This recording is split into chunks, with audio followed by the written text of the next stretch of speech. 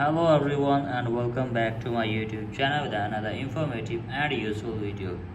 So guys, in this video I'm gonna be showing you how can you fix CarPlay not working on your iPhone. So guys, if you are facing this problem but you don't know that how can you fix this issue. So guys, in this video I'll show you how can you fix it. So let's start our video without wasting any time. So guys, first of all close this page. Now open up the settings.